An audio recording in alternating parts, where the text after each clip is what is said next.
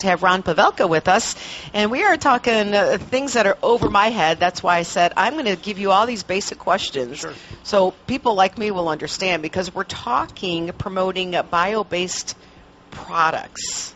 Sure. You're with the Nebraska Soybean Right. Board. Yeah. So bio-based products. We grow a lot of soybeans in Nebraska, Mm-hmm. and a portion of that soybean is soybean oil. Mm-hmm. And that oil is used in a lot of products, replacing what was traditionally, petroleum-based products. So anything that uses an oil, like a lubricant or a degreaser, and even on the cosmetic side of things, there's some soybean oils that are used in that. So we're just trying to put the spotlight on some of the products that are already in the stores, and people probably don't even realize are bio-based. Yeah. And so there's a choice there to be made to use a more environmentally friendly, safe, and actually a product that actually promotes the economy here in Nebraska and locally. So are the products made here in Nebraska, or that pretty much done someplace else? Right. A lot of the industrials, say your degreasers and stuff, are actually made out of state. The most common thing you'd find here in the state is soy candles. They're really popular, sure. Yeah. and that's a wax that comes from the process of distilling that soybean oil. You know what I think would be fascinating, and I know you'll probably laugh at me, but to see how you extract the oil from soybeans. Sure. I mean, do we do that here in the state? Sure. Or? Yeah, there's a big plant in Hastings, Nebraska that does that. There's a couple different processes. There's one where they actually use pressure and heat, and that squeezes that oil out. And the one in Hastings, they use a chemical process where they grind the soybean. But how big is a soybean? Not not very big. It's So like pea size, maybe? pea size, yeah. So we're talking lots of soybeans. Lots of soybeans, yeah.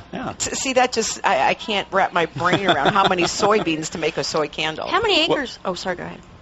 Well, on a soybean, there's a bushel weighs 60 pounds, and out of that bushel, say 20%. So 12 pounds of oil comes out of every bushel. Wow. And on every acre, you raise maybe 60 to 70 bushels of soybeans. That's a lot of soybeans a farmer has to grow. So we have a lot of places that we need to find to use that oil.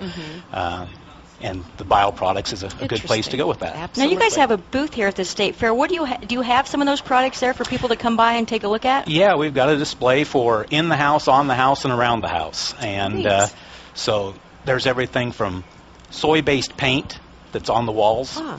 There's carpet made with a foam backing that's made from the soybean oil.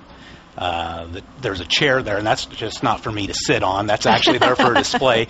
And the foam that's in those cushions is made from a soy-based bioproduct. Just a lot more green than It's absolutely green.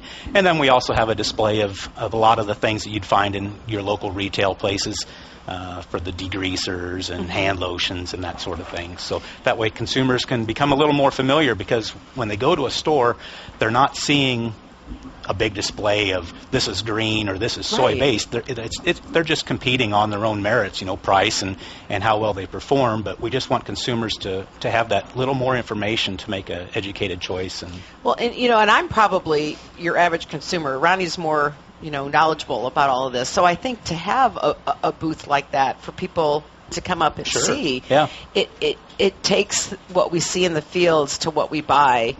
Yep. Making that connection, like, so this is pretty amazing. Right. What you do. I was driving up here, and I kind of thought today, you look out across the road and you see all these green mats of soybean fields. Well, if we're turning those soybean fields, you wouldn't believe we're turning them into carpet that's under your feet. So we're going from one green mat to possibly another. That idea.